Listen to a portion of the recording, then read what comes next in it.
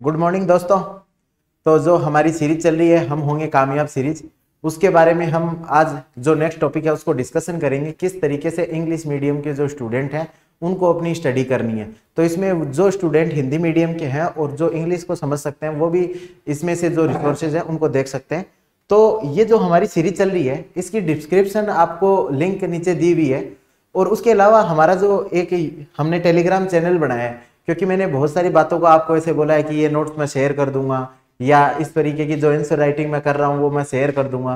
तो वो सारी वो जो लिंक में है ना, मैं आज एक दो दिनों में ना जब भी मेरे को मिलते हैं तो मैं उनको अपलोड करना स्टार्ट कर दूंगा। तो ठीक है, तो आप इसको जो पूरी सीरीज है उसको देख सकते हो, आपको फायदा मिलेगा। ये सीरीज हमने क्यों स्टार्ट की थी इसके सारे कारण यहाँ लिखे हुए हैं। और इसका जो मेन ऑब्जेक्टिव था, किसी भी बच्चे का सिलेक्शन इस वजह से ना रुके कि उसको सही गाइडेंस नहीं मिली थी। हम पूरी डिटेल स्ट्रेटेजी कर रहे हैं जिसमें 20 से 25 घंटे तक हम एक एक टॉपिक का एकदम साइंटिफिक एनालिसिस कर रहे हैं। और सब बच्चों का यदि किसी का कोई भी डाउट है तो हम उसको क्लियर पक्का करेंगे, इस प्रॉमिस के साथ हम ये सीरीज पूरी कर रहे हैं। ठीक है। और ये अल्बर्ट आइंस्टाइन जो अब्राहम लिंकन सर थे जिन्होंने बताया था, यदि आपकी कुल्हाड़ी शार्प है ना तो आप है ना मतलब 1/3 टाइम में भी ना वो काम टास्क कर लोगे जो आपसे 3 गुना टाइम में भी लोग नहीं करेंगे। सेम बात अल्बर्ट आइंस्टीन ने भी बोली थी कि आपको गेम खेलने से पहले गेम के रूल्स को जानना है और उसके बाद आपको सबसे अच्छी तरीके से खेलना है। ये मेरे बारे में एक ब्रीफ इंट्रोडक्शन है ताकि आपको पता चल सके कि मैं जो आपको बता रहा हूँ वो सही बता रहा हूँ। तो अब आ जाते हैं हम इंग्लिश मीडियम स्टूडेंट्स के लिए। तो सबसे पहले मैंने कई मतलब जो डाउट्स देखे थे कि सर मैंने हिंदी मीडियम से ये किया है, इंग्लिश मीडियम से ग्रेजुएशन किया है, तो मेरा मीडियम क्या होना चाहिए। बहुत सारे लोग ऐसे थे कि उन्होंने पहले तो पूरा इंग्लिश मीडियम में स्टडी किया लेकिन कुछ टाइम से हिंदी मीडियम के जो नोट्स हैं उनसे पढ़ रहे हैं। तो उनका पहला डाउट यही आ रहा है कि ना मतलब कि कौन सा मीडियम हम चूज करें, हिंदी मीडियम चूज करें या इंग्लिश मीडियम को चूज करें। ठीक है, तो सबसे पहले आपको ना जो 3 चीजें आप कंसिडरेशन रख सकते हो। सबसे पहले आपकी राइटिंग स्किल, कि आपको देखो प्रीलिम्स के अंदर तो ना दोनों जो बाइलिंगुअल पेपर आ रहा है तो आपको किसी भी प्रकार से कोई दिक्कत ही नहीं आएगी। आपको दिक्कत आएगी मेंस के अंदर जब आपको राइटिंग स्किल की जरूरत पड़ेगी। तो अब राइटिंग स्किल जरूरी है इसके अंदर। क्यों? क्योंकि देखो कुछ पेपर है, जैसे पेपर 3 का जब हम डिस्कशन कर रहे थे ना तो मैंने बताया था इस साल मैंने मेरे बहुत सारे ऐसे दोस्तों को देखा है जिनकी कमांड बहुत अच्छी थी, जैसे पॉलिटी पे, पब्लिक एडमिनिस्ट्रेशन पे, साइकोलॉजी पे, लॉ पे, लेकिन वो सारे टेक्निकल सब्जेक्ट है।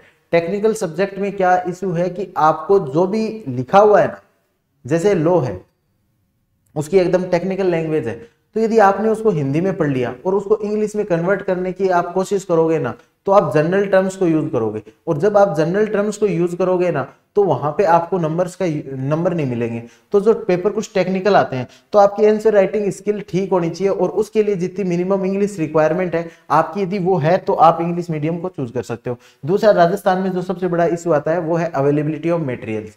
तो इसमें क्या है, राजस्थान का मटेरियल तो वैसे भी आपको अच्छी क्वालिटी का इंग्लिश में नहीं मिलेगा। उसके अलावा आपको यदि मटेरियल मिल गया तो आपको ना अलग अलग जगह से ना कलेक्शन करना पड़ेगा, या फिर आप जैसे किसी कोचिंग के मटेरियल के ऊपर डिपेंडेंट रहते हो तो उसमें क्या रहता है कि आपको ना कोचिंग के अंदर पढ़ाया कुछ और उस कोचिंग को पढ़ाया और जो बच्चे ने लिखा है वो कुछ और अंडरस्टैंडिंग के साथ लिखा है, तो जो नोट्स की क्वालिटी है इंग्लिश मीडियम में वो काफी कम होती है।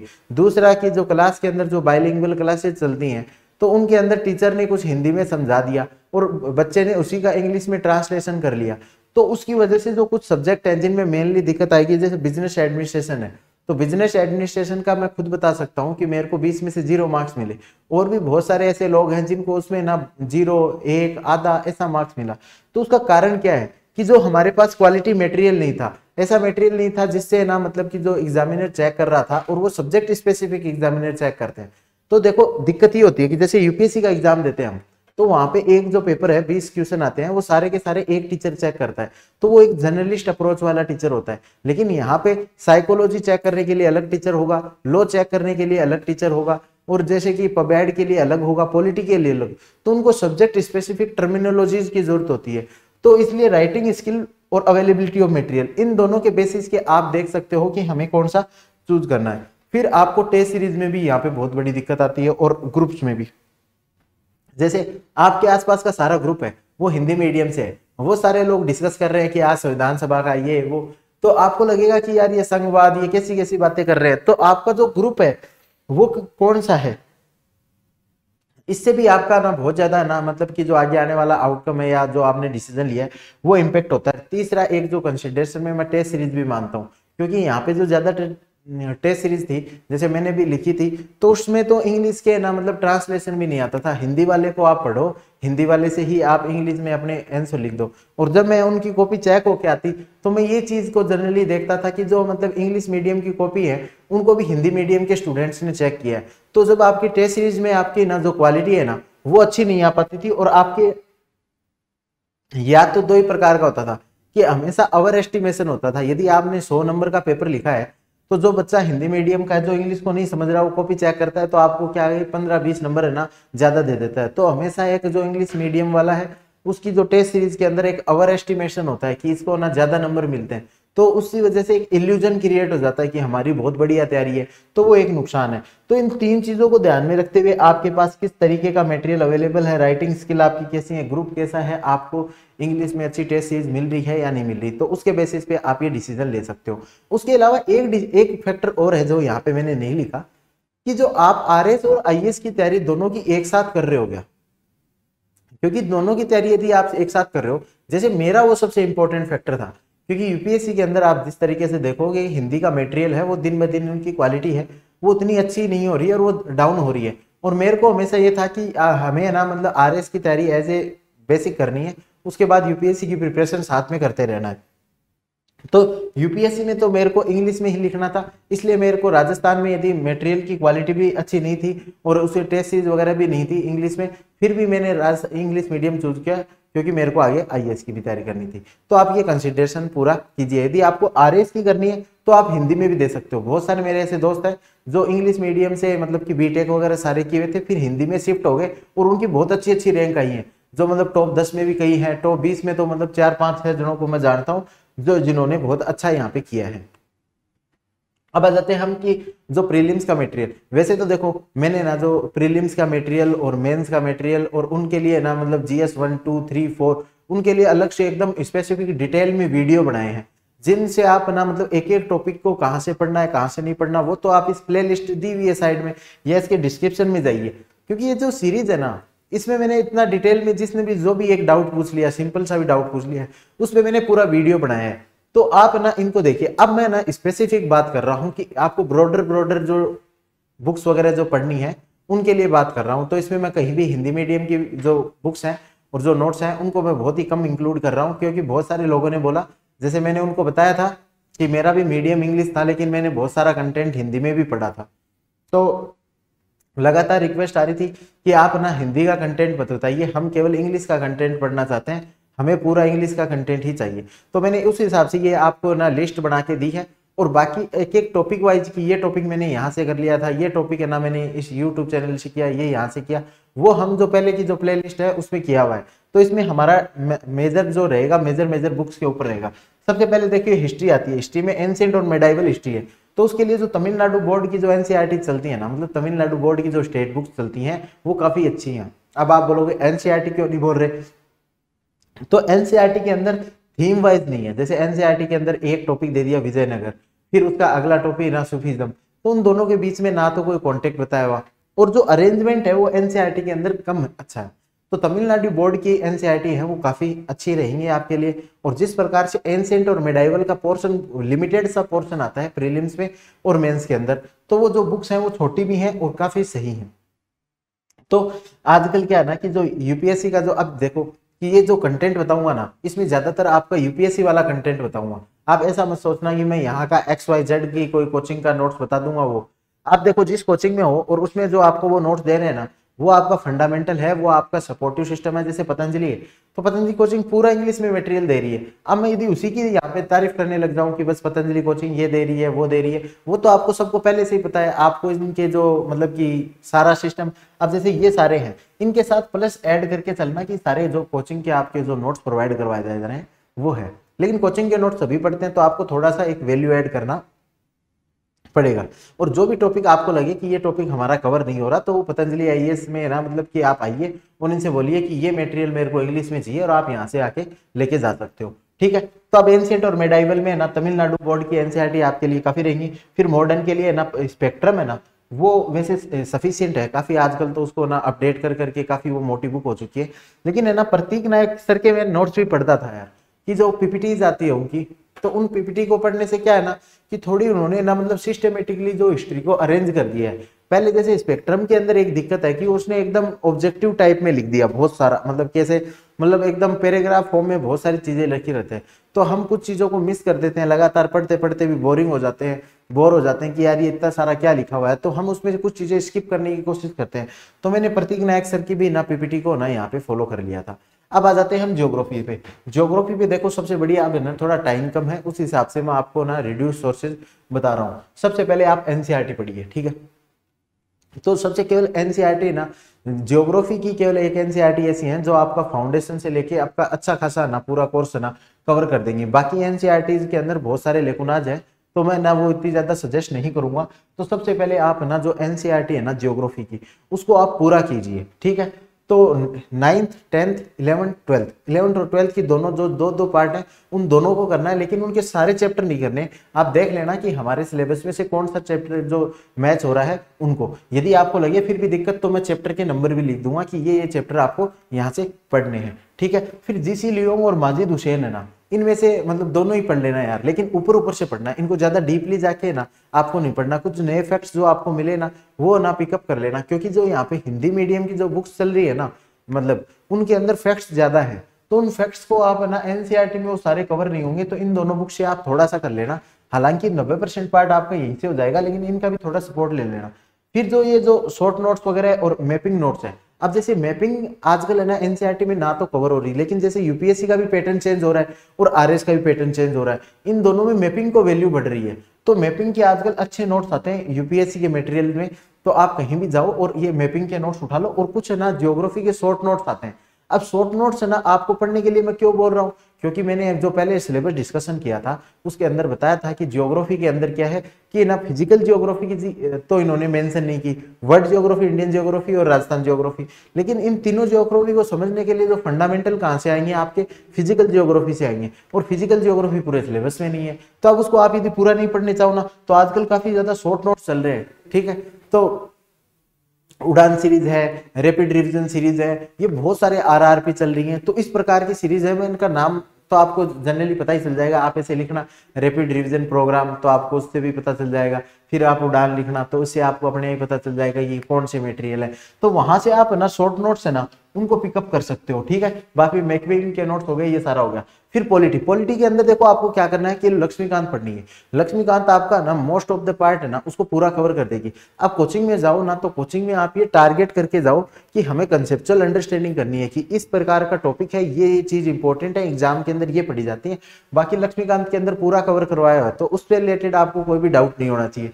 उसके बाद जो एनसीईआरटी है ना, उसमें ना मतलब कि देखो आरएस के लिए एनसीईआरटी है ना जो पॉलिटी की, वो बहुत ज्यादा इंपॉर्टेंट नहीं है, ये मैं सही बात बता रहा हूँ आपको। यूपीएससी के लिए तो बहुत जरूरी थी ये, लेकिन यहाँ पे आप पढ़ो ना तो एक बार ऊपर सरसरी नजर से ना ऊपर देख लेना, क्योंकि आपको इतना कॉन्फिडेंस आ जाएगा कि कोचिंग के नोट्स और लक्ष्मीकांत के अंदर ये पूरा दिया हुआ है। लेकिन फिर भी एक बार ऊपर से कर लोगे तो आपको ये कॉन्फिडेंस आ जाएगा कि ये हो गया। अब आ जाते हैं इकोनॉमी। इकोनॉमी में देखो हमारे पास 3 सोर्सेज मेजर अवेलेबल है, ठीक है। इकोनॉमिक्स की एनसीईआरटी इतनी अच्छी नहीं आती, तो वो सारी चीजें ना मतलब इन तीनों नोट्सों के अंदर कवर होती है। अब देखो कौन कौन सा आपको फॉलो करना है। यदि आपको थोड़ी इकोनॉमिक्स की अंडरस्टैंडिंग है, अच्छी चीजें आपको मतलब कि जो इकोनॉमिक्स में जैसे फैक्टर्स ऑफ प्रोडक्शन होते हैं उसके बेसिस पे है ना मतलब कि अलग प्रकार से, जैसे इकोनॉमिक्स पढ़ने के है ना अलग अलग दरवाजे हैं यार। जैसे कि ये इकोनॉमिक्स है, ठीक है। अब कुछ लोग इसको इस डायरेक्शन से पढ़ते हैं, कुछ लोग इसको इस डायरेक्शन से, कुछ लोग इसको इस डायरेक्शन से। आपको डिपेंड करता है कि आप है ना मतलब कि आपका नॉलेज है ना कैसा है। तो अब ये जो विवेक सिंह वाली बुक है, अभी मतलब पिछले 2-3 सालों में ये मार्केट के अंदर आई है, तो जिनको ऐसा लगता है कि मेरा इकोनॉमी का नॉलेज ठीक है, मतलब जो मैं टेक्निकल लैंग्वेज भी यदि बीच में आ रही है तो मैं उसको आराम से समझ सकता हूं, तो आपके लिए ना विवेक सिंह जो बुक है ना वो काफी शूट करेगी आपको, ठीक है। और जो कुछ लोग मतलब कई जो मतलब 2-3 सालों से पढ़ रहे हैं या फिर बीए वगैरह में उनके ना मतलब इकोनॉमिक्स रही हुई है या कुछ, तो वो श्रीराम वगैरह की भी जो है उसको फॉलो कर सकते हैं, क्योंकि श्रीराम एकदम कई सालों से ना कॉम्पिटिटिव एग्जामिनेशन के लिए लिख रहे हैं, तो वो सही है। और फिर जो आते हैं मरनाल सर के नोट्स, ये देखो थोड़े बड़े आएंगे, 600-700 पेज से भी ज्यादा की बुकलेट आजकल आने लगी है, लेकिन ये ना मतलब एकदम जनरल मैन की उस नजर से लिखा हुआ है। जैसे हम जैसे इंजीनियर वगैरह है तो उनको तो ना मतलब कुछ पता ही नहीं होता इकोनॉमिक्स के बारे में, सब कुछ नया नया होता है, तो उनके लिए जो मरनाल सर के नोट्स है ना वो ज्यादा बेटर काम करेंगे। ठीक है, मैंने इनको ऊपर ऊपर से तीनों को पढ़ा था, लेकिन मेरा जो मेन था वो मैं मरनाल सर के नोट्स से मैंने देखा, लेकिन मैं 700 पेज को रिवाइज नहीं कर पाता था, तो इसलिए मैंने उनका कुछ शॉर्ट नोट्स वगैरह बना लिया कि इनमें से ये जो कंसेप्चुअल पार्ट है ये जो रिपीट हो सकता है उसको। तो आपको थोड़ा सा मरनाल सर के नोट्स बड़े हैं, लेकिन आप एक दिन बैठिए, मतलब 3-4 दिन आप दे दीजिए इकोनॉमिक्स को, और उसमें से आरएस के लायक जो आपको पोर्शन लगता है प्रीवियस ईयर्स के क्वेश्चन देखिए कि ये चीज पढ़ते हैं, तो वहां से कीजिए। अब आप पूछोगे यार जयपुर की कोचिंग है, XYZ कोचिंग है, उसके नोट्स चल रहे हैं, ये चल रहे हैं, तो ऐसे कमेंट भी आते हैं, तो यार उन पे आप ना मतलब उनकी चिंता छोड़ो यार, आप जब एकदम यहाँ पे बेस्ट क्वालिटी आपको मिल रही है ना, तो मतलब उनसे ना मतलब मैं बता रहा हूँ कि कहीं गुना बेटर ये नोट्स होंगे। बस थोड़ी सी आपको मेहनत करनी पड़ेगी कि ये नोट्स में से आरएस के लायक कौन सा है, कौन सा इस पोर्शन को काट सकते हैं, कौन सा नहीं कर सकते। तो इकोनॉमिक्स का हो गया हमारा। अब आ जाते हैं साइंस एंड टेक। देखो साइंस एंड टेक है ना, मतलब उन्हें भी पता है कि ये कोई बहुत टेक्निकल नॉलेज वाले एग्जाम भी नहीं है और ना ही बच्चे ऐसे हैं, तो ये हमेशा जो एनसीईआरटी है ना वो यहाँ पे बहुत इंपॉर्टेंट है। 8वीं 9वीं 10वीं क्लास की एनसीईआरटी में जो छोटे छोटे टॉपिक होते हैं ना, इस रेखा इसमें यूज करते हैं, साबुन ऐसे चलती है, जो ये उत्प्रेरक ऐसे काम करते हैं, वहां से बहुत क्वेश्चन ये पूछते हैं। तो एनसीईआरटी आपको बहुत अच्छे से करनी है। और फिर कुछ बेसिक साइंस है ना आपको IASmania.com से कर लेनी है। आजकल ये साइट चलती है नहीं चलती मैंने अभी कंफर्म नहीं किया, लेकिन उस टाइम पे इसके IASmania.com पे ना बहुत छोटे छोटे साइंस के नोट्स थे, बहुत छोटे छोटे, तो मतलब कि आप उनको 1-2 घंटे लगा सकते हो उन पे, कि मतलब उनमें से क्या था कोई क्वेश्चन डायरेक्ट ही आ जाए। फिर देखो अब है ना मतलब ये दूसरी कोचिंग के नोट्स हैं, लेकिन साइंस एंड टेक में है ना मतलब कि यूपीएससी में भी कोई बहुत अच्छे नोट्स नहीं मिलते, क्योंकि हमेशा किसी भी देखो कोई राइटर है वो बुक क्यों लिखेगा साइंस एंड टेक्नोलॉजी पे, उसने बुक लिखी वो 6 महीने बाद आउटडेटेड हो जाएगी, उसको दोबारा लिखना पड़ेगा, तो इतनी मेहनत नहीं करते। तो इसमें यार देखो लेवल अप आईएएस में ना संतोष सर के नोट्स हैं, वो बहुत बढ़िया नोट्स है यदि आप उनको पढ़ सको तो। लेकिन मैं पहले बता देता हूँ उनकी लेंथ बहुत बड़ी है, 300 पेज से भी ज्यादा की है ना। साइंस एंड टेक्नोलॉजी है जिसके बहुत कम क्वेश्चन आते हैं, और आरएस में जो आते हैं बहुत जनरल नेचर के क्वेश्चन आते हैं। लेकिन आपको लगता है कि नहीं मेरे को बहुत अच्छी तरीके से करना है, मैं एक एक नंबर को भी नहीं छोड़ सकता, तो लेवल अप आईएएस के ना नोट्स ले सकते हो। और यदि आपको नहीं मिले तो मेरे को बता देना, मैं जो टेलीग्राम की जो डिस्क्रिप्शन लिंक दी हुई है नीचे उस पर अपलोड कर दूंगा इनके भी नोट्स। और विजन आई, क्योंकि ये नोट्स है ना थोड़े मार्केट में अवेलेबल कम है ये, तो विजन आईएएस के नोट्स तो आपको वैसे साइंस एंड टेक्नोलॉजी के मिल जाएंगे, लेकिन उनकी ओरिएंटेशन हमेशा आईएएस वाली होती है, तो उनका आरएस वाले उससे देखना है। फिर है ना साइंस एंड टेक के ज्यादातर जो क्वेश्चन आएंगे ना वो करंट अफेयर से आएंगे, तो आपको जो करंट अफेयर वाला पोर्शन है ना उसको लगातार फॉलो करते रहिए आप। तो करंट अफेयर का पोर्शन है ना, जैसे बहुत सारी, जैसे मतलब कि आप यदि ओनली आईएएस का चैनल फॉलो करते हैं तो वो संडे टू संडे मतलब कि science and technology current affair लेते हैं, तो आप वहां से भी इस चीज को कर सकते हैं। अब आ जाते हैं हम इन्वायरमेंट के ऊपर। तो इन्वायरमेंट के ऊपर आपके पास 2 सोर्स है, एक तो शंकर आईएएस का सोर्स है, एक पीएमएफ आईएएस नोट्स का है। तो पीएमएफ जो आईएएस के जो नोट्स है ना वो शंकर आईएएस से ही बनाए हुए हैं, ठीक है। लेकिन जो शंकर आईएएस के जो नोट्स हैं वो थोड़े से मतलब पुराने रहते हैं, ये ना मतलब अपडेट करते रहते हैं लगातार। और दूसरा इसमें ये रंगीन फोटो वगैरह का यूज करते हैं, तो आपको बहुत सारी चीज है ना इन्वायरमेंट के अंदर आपको कलर से याद हो जाती है। तो यह आपकी चॉइस है कि शंकर आईएएस से करना चाहोगे या पीएमएफ आईएएस से करना चाहोगे, ठीक है। अब आ जाते हैं हम राजस्थान वाला पार्ट। यार राजस्थान वाले पार्ट में सबसे बड़ी दिक्कत है कि आपको इंग्लिश में कंटेंट चाहिए या हिंदी में कंटेंट चाहिए। अब देखो मैंने ना मेरी खुद की जो पर्सनल चॉइस है वो बता दूंगा, लेकिन मेरे को बहुत सारे कमेंट आए कि नहीं हमें तो इंग्लिश में ही पढ़ना है, इंग्लिश का कोई आप सोर्स बताइए। तो यार आप इतनी थोड़ी सी ना फ्लेक्सिबिलिटी रखिए, क्योंकि आप ये फ्लेक्सिबिलिटी नहीं रखोगे ना कि ये हिंदी में कुछ कंटेंट मिल गया अच्छा, तो आप मेंस के अंदर भी देखोगे बहुत सारा कंटेंट है ना हिंदी में काफी अच्छा आ जाएगा, जैसे क्वेश्चन आंसर फॉर्मेट में ना बहुत सारी चीजें ना लिखी हुई मिल जाएंगी। लेकिन आप जब तक उनको इंग्लिश में आप सोचोगे कि केवल इंग्लिश में मिले, तो इंग्लिश में इतना बड़ा बेस नहीं है, यहाँ पे बहुत कम लोग तैयारी करते हैं, ठीक है। अभी 1-2 सालों में ना नंबर बढ़ रहे हैं, तो ना मतलब उनके लिए कोचिंग इंस्टीट्यूट है वो इतना मटेरियल नहीं बढ़ाने की कोशिश करती, तो हिंदी का कुछ मटेरियल मिले तो उसका यूज कर लेना आप, ठीक है। अब देखो हम देखते हैं, सबसे पहले इंग्लिश में है तो आपको कोचिंग के नोट्स, ठीक है, पता चलिए ये सारा आपको मतलब इंग्लिश में नोट्स दे रहा है तो आप उनका यूज कर सकते हो, ठीक है। फिर यदि आप एक मूमल की बुक भी आ रही है, ठीक है, लेकिन देखो अब मैं ये बता रहा हूँ ये सारे नोट्स है ना कन्वर्टेड नोट्स है, किससे, जो हिंदी वाला मटेरियल था ना उसको कन्वर्ट करके ना इंग्लिश में ना किया है, तो उस कन्वर्जन में कुछ दिक्कत हो जाएगी। अब सोचिए एक राइटर ने तो एक पर्सपेक्टिव से लिखा होगा, जो उसको कन्वर्ट कर रहा है उसने अपने पर्सपेक्टिव उसमें ऐड कर दिए, तो उसकी वजह से कोई सेंस वगैरह उसका बिगड़ जाता है, तो वो इन तीनों में ही आपको दिखेगी। कोचिंग के नोट्स में भी हमेशा दिखेगा। अब आप बोलोगे XYZ कोचिंग का जो नोट्स है वो तो ना मतलब कि बहुत अच्छा है और लोग उसको पढ़ भी रहे हैं, तो मतलब मैं पढ़ने को आपको मना नहीं करता, लेकिन वो सोचिए कि मतलब कि क्लास के अंदर एक ना टीचर पढ़ा रहा है आपको, उसमें से आपने ना आप मतलब वो हिंदी में पढ़ा रहा है, आपने इंग्लिश में अपने हिसाब से कुछ लिख लिया, तो उसकी मतलब क्वालिटी डाउन हो सकती है। और तो राज RAS करके एक ना मतलब कि अपनी वेबसाइट भी है, उसके ऊपर भी नोट्स वगैरह मिलते हैं। हालांकि इकोनॉमिक रिव्यू इसका इंग्लिश में आता है, तो इसको आप डायरेक्टली इकोनॉमिक रिव्यू वगैरह पढ़ सकते हो, या फिर इसके ना मतलब क्लासेस वगैरह आपकी किसी भी कोचिंग में जाओ होती हैं। लेकिन मैंने ना इस मेथड को फॉलो नहीं किया था, मैं चला गया था हिंदी में, मैं इसको पढ़ूंगा। तो हिंदी में 3 प्रकार के हैं। यदि आपको एकदम शॉर्ट में पढ़ना है तो दक्ष की एक किताब आती है जिसका नाम है हैंड नोट्स। ये बुक है ना 400 पेज की है। इस 400 पेज के अंदर आप देखिए कि राजस्थान की हिस्ट्री भी है, आर्ट एंड कल्चर भी है, पॉलिटी भी है, ज्योग्राफी भी है, इकोनॉमी भी है। तो जो पूरा मतलब कि आप देखिए एक सब्जेक्ट का लगभग 70-80 पेज है, अब उससे छोटा क्या होगा। और इसमें एक जो खास बात मुझे लगी कि प्रीवियस ईयर्स के जितने भी क्वेश्चन है ना उनको फैक्ट्स बना के ना इसके अंदर डाल दिया है। तो ये बुक बहुत छोटी थी और मेरे पास जो टाइम था प्रीलिम्स को तैयारी करने का वो मेरे पास 2 महीने से भी कम का टाइम था, 40-45 दिन में मैंने तैयारी की थी। तो मैंने इस बुक को ना मतलब कि प्रीफर किया था और मुझे लगा कि मेरे को ये काफी अच्छा मतलब रिटर्न भी देखी गई थी। अब जैसे यदि राजस्थान के 40 क्वेश्चन आएंगे तो मैं ये नहीं कह रहा 40 से 40 इसमें से आ जाएंगे, लेकिन 30 क्वेश्चन तो आएंगे। और मैं सोचता था उन 10 क्वेश्चनों को छोड़ दो, हम 30 क्वेश्चन को सही करने पे फोकस करते हैं। फिर यदि मीडियम लेंथ देखनी है तो राजस्थान अध्ययन की 4 किताबें आती हैं, 9th 10th 11th 12th। इनमें भी ना काफी अच्छा नॉलेज है राजस्थान का। बस एक तो सिस्टमेटिकली अरेंज नहीं है, फिर जो एक क्रांति का टॉपिक 2-3 बार आएगा, हर जो टॉपिक है उनमें 2-3 बार रिपीट होगा, तो आपको उनका नोट्स बनाने में थोड़ा सा टाइम लग सकता है। लेकिन राजस्थान अध्ययन की बुक्स में भी ना बहुत अच्छे से दिया हुआ है, आप वहां से भी पढ़ सकते हो। और आपको लगता है नहीं राजस्थान मेरे को बहुत अच्छे से करना है, मैं राजस्थान में मतलब कि अच्छा इंटरेस्ट फील कर पा रहा हूँ, मैं जल्दी जल्दी पढ़ पा रहा हूँ तो आप जो लक्ष्य की बुक है ना उसको फॉलो कीजिए। लक्ष्य की बुक है जो 1000 पेज के आसपास का एक पार्ट आता है, उसके अंदर एकदम डिटेल दिया हुआ है, उससे बाहर कोई क्वेश्चन गया ना तो आप सोच लीजिए किसी का भी क्वेश्चन वो सही नहीं होगा।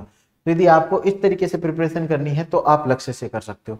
ठीक है, तो ये राजस्थान के लिए हमने सोर्स देख लिया कि इंग्लिश में तो ये सोर्स ना मेनली अवेलेबल है और बाकी हिंदी में ये सोर्स अवेलेबल है। तो यदि आपको लगता है कि मैं हिंदी इंग्लिश में इतना फ्लेक्सिबल हूँ तो आप हिंदी से पढ़िए, क्योंकि यहाँ कंटेंट बहुत अच्छा है, और फिर उसको इंग्लिश में ट्रांसलेट कर लीजिए। तो ये राजस्थान का पार्ट हो गया है अब हमारा, और प्रीलिम्स का भी मेंस का यहाँ पे पूरा हो गया। बाकी जो ना मतलब मैथ और रीजनिंग है वो तो आपको वैसे भी कर लोगे। तो अब हमारा जो मेंस की स्ट्रेटेजी है उसको डिस्कस करते हैं। तो मेंस में हमने जो अलग से वीडियो बना रखे हैं GS 1 2 3 4 के लिए, तो एक एक टॉपिक तो वहां पे हमने डिटेल से इस पे चर्चा कर ली है। लेकिन अब क्या था कि इंग्लिश मीडियम के स्टूडेंट्स ये चाहते थे कि हमारे लिए एक अलग से पूरी बुक लिस्ट हो, ताकि हम उसमें से देख के वहां से डायरेक्ट लिख लें, ताकि हमें एक एक टॉपिक के लिए ऐसे नहीं देखना पड़े कि यहाँ पे हिंदी में भी है, ये इंग्लिश में भी है। इसलिए हमने एक वीडियो ये बना दिया। ठीक है, तो अब इसमें देखिए कि इसमें आप है ना हिस्ट्री एंड इकोनॉमिक्स के लिए तो आपने जो प्रीलिम्स में रिसोर्सेज यूज किए थे उन्हीं को मेंस में करना है, बस उनको थोड़ा सा मॉडिफाई कर लेना है। जो अपना मतलब सोशियोलॉजी है, जो अपना सोसाइटी वाला पार्ट है, उसमें देखो वो 3 जो ट्राइबल वाला पार्ट है ना, जो 3 ट्राइब्स हैं उसको आपको राजस्थान वाले पोर्शन से करना पड़ेगा। लक्ष्य के लास्ट में एक एक ट्राइब के बारे में पूरा डिटेल में दिया हुआ है, तो मैं आपसे चाहता हूँ इतना सा आप ना वहां से कर लेना। बाकी ये 2 है इग्नोर है ना, ये उसके नोट्स, ये इतने अच्छे नोट्स हैं मेरे हिसाब से, सोसाइटी में आपको किसी और नोट्स की जरूरत नहीं पड़ेगी, ना कोचिंग नोट्स की ना किसी की। एक एक टॉपिक को इतना डिटेल में दिया हुआ है, आपका मतलब दिल खुश हो जाएगा। उसके बाद जो मैनेजमेंट एंड बिजनेस एडमिनिस्ट्रेशन है उनके लिए देखो एक तो एनसीईआरटी पढ़नी है, तो ऊपर वाले जो हेडिंग है ना वो तो पूरी एनसीईआरटी के अंदर पूरी दी हुई है। फिर लक्ष्मीकांत की जो पब्लिक एडमिनिस्ट्रेशन की बुक आती है, जो GS 3 में भी मैं आपको सजेस्ट करूंगा, उसमें से बहुत सारे टॉपिक आपको रिपीट करने पड़ेंगे। फिर कोचिंग नोट्स के अंदर है ना अच्छा कर लेना, क्योंकि इसमें क्या है ना कि यार बहुत सारे टॉपिक ऐसे हैं जो किसी भी बुक में मेंशन नहीं है। यदि किसी बुक एनसीईआरटी वगैरह में दिए हुए हैं तो बहुत छोटे छोटे दिए हुए हैं जिनकी ना एग्जाम यूटिलिटी कम है, तो आप कोचिंग के नोट्स में ना यहाँ पे जरूर रेफर कर सकते हो, क्योंकि खुद से आप उसका रिसर्च करोगे टाइम लगेगा। फिर भी आपको लगे कि किसी भी नोट्स में यार मेरे को ना मतलब अभी मजा नहीं आ रहा, मेरे नोट्स पूरे नहीं हुए, तो वो टॉपिक लिखो और उसको गूगल कर लो। ठीक है, तो ये 3 चीज मैं आपसे चाहूंगा कि इसमें एनसीईआरटी पढ़ो, लक्ष्मीकांत भी पढ़नी है, गूगल भी करना है, और कोचिंग नोट्स। अब आ जाते हैं GS 2 के ऊपर। तो इथिक्स में देखो आपके पास है ना, आप देखो छोटे रिसोर्सेज रखना। तो धर्मेंद्र सर की क्लास है ना, आप मैं तो पक्का ही सजेस्ट करूंगा कि आप ना क्लास लो, क्लास नहीं लो तो ना मतलब यहाँ के स्टूडेंट के नोट्स लो या कुछ भी लो, वहां से आपको डायमेंशन पता होनी चाहिए। अब मैं ऐसा क्यों बोल रहा हूँ, क्योंकि देखो इथिक्स आरएएस की और आईएएस की इथिक्स में अलग है, वहां पे प्रैक्टिकल इथिक्स आती है। तो आप चाहे कुछ भी पढ़ लो, वहां पे प्रैक्टिकल डिसीजन लेने पड़ते हैं। यहाँ की थ्योरेटिकल इथिक्स है, और थ्योरेटिकल इथिक्स ऐसी इथिक्स है जो फिलोसॉफी की तरफ झुकी हुई है। तो आपको ऐसा कोई कंटेंट मिलेगा ही नहीं कि जो ना मतलब कि ऐसा इथिक्स का भी हो और उसके फिलोसॉफी ओरिएंटेशन भी हो। तो धर्मेंद्र सर आपको पता है कि पूरे भारत में ना फिलोसॉफी के सबसे शानदार टीचर है। चाहे आप दिल्ली में जाके किसी से पूछ लो, इवन है ना दिल्ली में मुखर्जी नगर, राजेंद्र नगर, सब में ना इन्हीं का नाम चलता है। तो इनके जो नोट्स है ना वो यदि इंग्लिश में प्रोवाइड करवाएं तो बहुत ही बढ़िया है, वरना इनके हिंदी वाले नोट्स भी पढ़ लेना। और बाकी लेक्सिकॉन है ना, इससे आपको हर टर्म के ना जो क्या क्या उसकी डेफिनेशन वगैरह है वो आपको यहाँ से मिल जाएंगे। फिर साइंस एंड टेक्नोलॉजी में जैसा प्रीलिम्स में था वही सेम करना है, जियोग्राफी के लिए वही सेम करना है। मैपिंग वाले जो वर्ल्ड जियोग्राफी है उसके लिए जो एक एक चीज किस तरीके से तैयार करनी है वो हम इसका एक अलग से डिस्कशन किया था, GS2 को कहाँ से पढ़े और कितना पढ़े। तो उसमें आप ना वहां से ये बुक वगैरह देख सकते हो। अब आ जाते हैं GS3 पे। GS3 देखो प्रीलिम्स में बहुत कम रिपीटेशन है। जब GS3 का हम डिस्कशन कर रहे थे तब भी ये बताया था कि इसका प्रीलिम्स में डिस्कशन कम है। उसके बाद दूसरी चीज है कि इसमें टेक्निकल लैंग्वेज की जरूरत है। तो आप ना मतलब जो हिंदी मीडियम इंग्लिश मीडियम का जो सिलेक्शन भी करोगे ना, तो उसमें GS3 आपको बहुत इंपॉर्टेंट रोल प्ले करेगा कि ना क्या मैं GS3 को ना मतलब कि हिंदी में या इंग्लिश में किसी में भी अच्छे तरीके से लिख सकता हूँ। पॉलिटी सबसे पहले आपको लक्ष्मीकांत से करनी है, कोई दिक्कत नहीं है, लक्ष्मीकांत में सारे एस्पेक्ट कवर किए हुए हैं। लेकिन अब जिस प्रकार से आरपीसी क्वेश्चन पूछ रही है ना, तो आपको थोड़ी सी कंसेप्चुअल अंडरस्टैंडिंग के ऊपर फोकस करना है। क्योंकि लास्ट ईयर के क्वेश्चन देखोगे डायरेक्ट कोई भी क्वेश्चन नहीं था, उसके सारे को कंसेप्चुअली उस पे ना मतलब आगे क्वेश्चन कंस्ट्रक्ट किए हुए थे जो लक्ष्मीकांत में नहीं है। तो आप ऐसा मत सोचना है कि जो लक्ष्मीकांत में नहीं है तो किसी और बुक में होगा, वो किसी बुक में नहीं है। आपको लक्ष्मीकांत से कंसेप्ट को अंडरस्टैंड करना है, फिर आगे लिखना है, ठीक है। उसके बाद देखो IR, ये बहुत मतलब कि इंपॉर्टेंट पार्ट है। IR के 20-25 नंबर के क्वेश्चन आते हैं और बहुत इजी क्वेश्चन आते हैं, लेकिन राजस्थान में IR को बहुत ही मतलब खराब तरीके से पढ़ाया जाता है या नॉन अपडेटेड वे में पढ़ाया जाता है।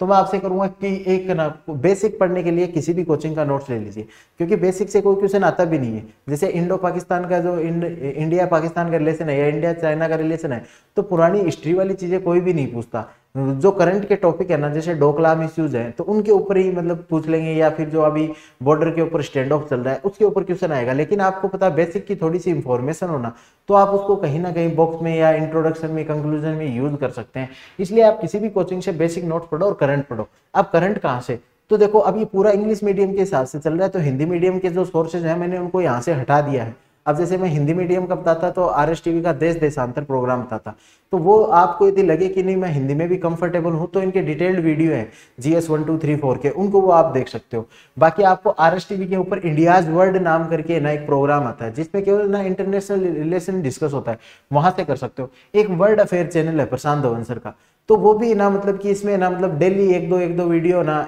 IR के डालते रहते हैं। तो एज ए मतलब आप उनको फन के तौर पे ना सुन सकते हो, लेकिन एक लॉन्ग टर्म में वो जाके आपका ना कंसेप्चुअल अंडरस्टैंडिंग कर देंगे।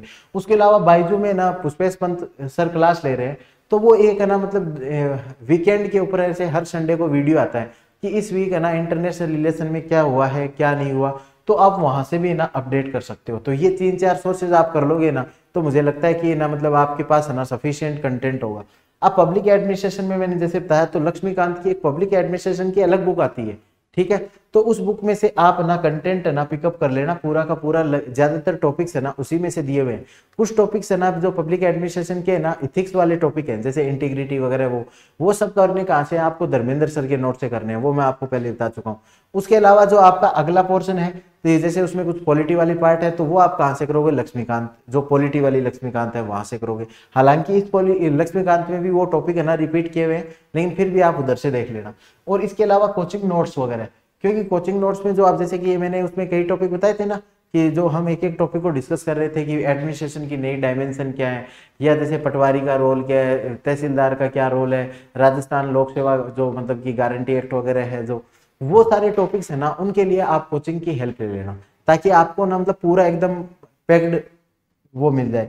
साइकोलॉजी में क्या करना है, 3 सोर्स है, NCERT, NIOS, IGNOU।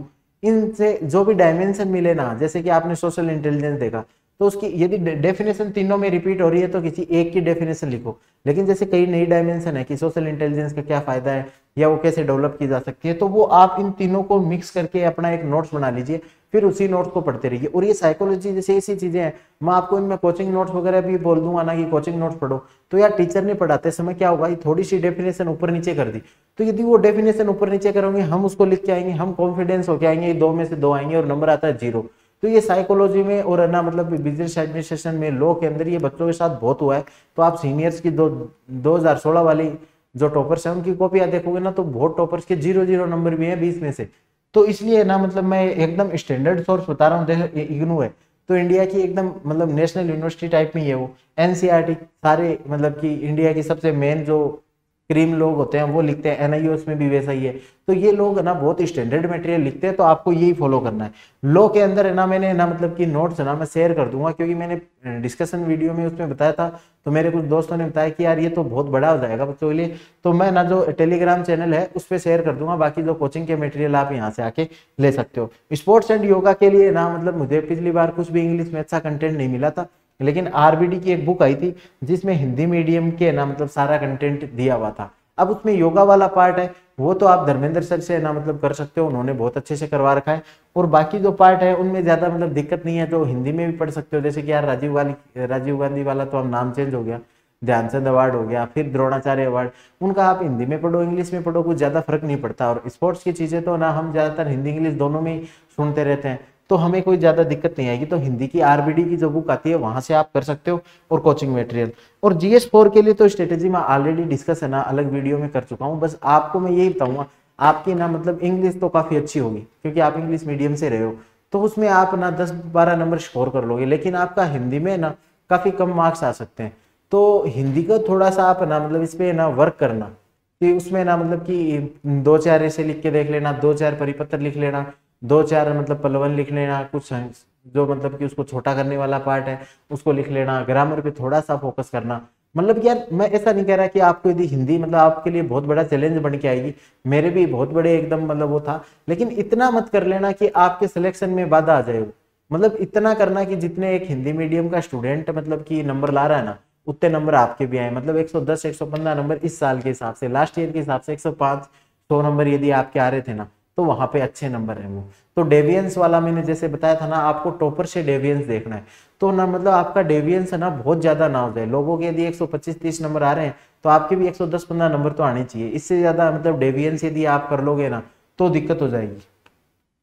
अब जो मैंने इंग्लिश मीडियम की जो सबसे बड़ी दिक्कत बताई ना, क्या टेस्ट सीरीज की, प्रीलिम्स में तो कोई इशू नहीं है क्योंकि बाइलिंगुअल पेपर आता है, आप भी हिंदी इंग्लिश दोनों पढ़ के आराम से कर सकते हो, ओएमआर चेक होती है, कोई दिक्कत नहीं आता। मेंस के अंदर दिक्कत आता है कि जो हमारी कॉपी है ना, वो भी जैसे लास्ट ईयर के जो लोग हैं जिन्होंने मेंस वगैरह दिए हैं, वही हर इंस्टीट्यूट में कॉपियां चेक करते हैं, तो वो कॉपी चेक करते हैं तो उन्हें खुद इंग्लिश का नहीं पता रहता, तो वो ना मतलब अच्छे से कॉपी चेक नहीं करते। तो इसमें ना क्वालिटी ऑफ चेकिंग है ना हमेशा डाउट में रहती है इंग्लिश मीडियम स्टूडेंट्स के लिए। तो आप क्या करना, एक सॉल्यूशन है कि आप एक तो ग्रुप आंसर राइटिंग कर सकते हो, 5 लोग है ना, ये सबसे इंपॉर्टेंट है। देखो एक तो वीकेंड के ऊपर आंसर राइटिंग करने से ना उतना ज्यादा आपको इफेक्ट नहीं देखने को मिलेगा, अपने इंप्रूवमेंट जितना डेली करने को मिलेगा। लेकिन डेली के लिए आपका एक ग्रुप रहना चाहिए, 5 लोग है ना, डेली उत्तर लिखो, फिर एक दूसरे से कंपेयर करो कि यार मेरा उत्तर में ये लिखा, तूने क्या लिखा, और एक दूसरे से आइडिया एक्सचेंज करो। या फिर मॉडल आंसर तो आपको मिलते ही है, तो मॉडल आंसर मिलते हैं ना, तो फिर आप बाहर से पिकअप करके ला सकते हो कि ये टेस्ट सीरीज लेके आ गया मैं, उसके मॉडल आंसर भी लेके आ गया, फिर आप अपना सेल्फ इवेलुएट कर सकते हो। लेकिन मैं उस मेथड को मैं इसलिए सजेस्ट नहीं करूंगा क्योंकि ना मतलब यहाँ पे यदि आप देखोगे ना, यहाँ पे मतलब कि कंपटीशन का माहौल रहता है। आप कोचिंग में आके लिखोगे ना तो आपको कंपटीशन का माहौल फील होगा, आपको पता चलेगा कि मेरे नंबर कितने कम आ रहे हैं, दुनिया के कंपैरिजन में कितने ज्यादा आ रहे हैं। दूसरा, आप ना पूरा ना शेड्यूल फॉलो करोगे क्या, वरना आपको घर पे लिखना होगा ना तो आप सोचोगे कि ये तो आराम से बैठ के लिख लूंगा, अभी क्या जरूरत है, या इसको डायरेक्ट ना आंसर ही पढ़ लेता हूँ, मैं पहले दिमाग क्यों लगाऊं। तो जो एक्चुअल जो रिटेंशन से आउटपुट पे आने वाली जो प्रोसेस है ना, वो आप ना ऑलरेडी ना मतलब कि अपनी खराब कर लोगे। इसलिए मैं चाहता हूं कि आप टेस्ट सीरीज वगैरह तो ज्वाइन करो, लेकिन जो टीचर की चेकिंग के बाद है ना खुद से भी ना सेल्फ इवेल्युएशन करो कि मेरी क्या गलती आ रही है, क्या दिक्कत है। तो ये सारी चीज आप कर सकते हो। उसके अलावा देखो करंट अफेयर का मैंने इसमें अभी इंक्लूड नहीं किया, तो मैंने सोचा वो मैं डायरेक्ट ही बता दूंगा। तो करंट अफेयर के यूपीएससी के इतने शानदार शानदार चैनल है, यदि 15-20 चैनल है, मैं किसी का भी नाम लूंगा तो दूसरा चैनल ऐसे लगेगा कि यार वो भी अच्छा था। तो ओनली आईएएस को आप फॉलो कर सकते हो, ठीक है। उस चैनल पे आप अपना करंट अफेयर कीजिए, अपना हो जाएगा। इंग्लिश मीडियम का ना मतलब कि कोई दिक्कत नहीं है नेशनल इंटरनेशनल करंट अफेयर के अंदर।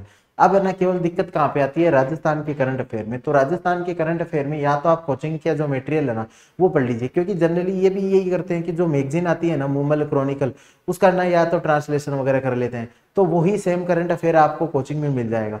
यदि आप ना थोड़ा सा भी हिंदी में फ्लेक्सिबल हो ना, तो मैं चाहूंगा कि मूमल है, क्रॉनिकल है और सुजस है, उन तीनों को आप जरूर पढ़ें यार। तो उनसे ना जो राजस्थान का करंट अफेयर है ना अच्छा हो जाएगा। राजस्थान का करंट अफेयर भी करना जरूरी है, क्योंकि आप जब क्वेश्चन में ना राजस्थान का current affair as a folder material डालोगे ना, तो उनको फील होगा कि हाँ ये राजस्थान के लिए ना जो भी अपना प्रैक्टिकल नॉलेज है, जो मतलब थ्योरेटिकल नॉलेज है, उसका प्रैक्टिकल एप्लीकेबिलिटी ये राजस्थान के कॉन्टेक्स्ट में भी देखता है।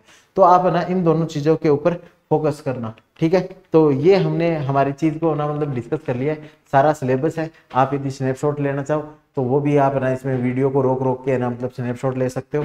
और बाकी इनकी एकदम डिटेल स्ट्रेटेजी है ना, मतलब मैंने अलग से वीडियो बना रखे, ये है ना मतलब कि केवल है ना इंग्लिश मीडियम स्टूडेंट्स के लिए मैंने अलग से बना दिया, ताकि उनके कोई डाउट्स है वो एक साथ, यदि उनको केवल बुक लिस्ट ही जाननी है तो वो केवल ये बुक लिस्ट है। इसके अलावा यदि कोई भी अलग से कोई बुक लिस्ट है या किसी एक, जैसे मैंने ऐसी बुक्स नहीं बताई, जैसे मैंने कुछ बुक पढ़ी, जैसे सविंदर सिंह बुक पढ़ी, उसमें से मैंने केवल है ना 2-3 मतलब चैप्टर पढ़े या फिर केवल 20-30 पेज पढ़े, उनको मैंने इसके अंदर नहीं बताया। तो मैं ना आप यदि मतलब वो जो टेलीग्राम ग्रुप है मैं उस पर अपडेट करता रहूंगा कि ये आप ना इस बुक से केवल ये 2 चैप्टर पढ़ लीजिए या इससे 1 पढ़ लीजिए, तो वो मैंने अभी नहीं बताया। ये ब्रॉडर है जो सब लोग उसको फॉलो कर सकते हैं, ठीक है। तो आज के लिए इतना काफी है। तो आप सभी को all the best for the exam और थैंक यू।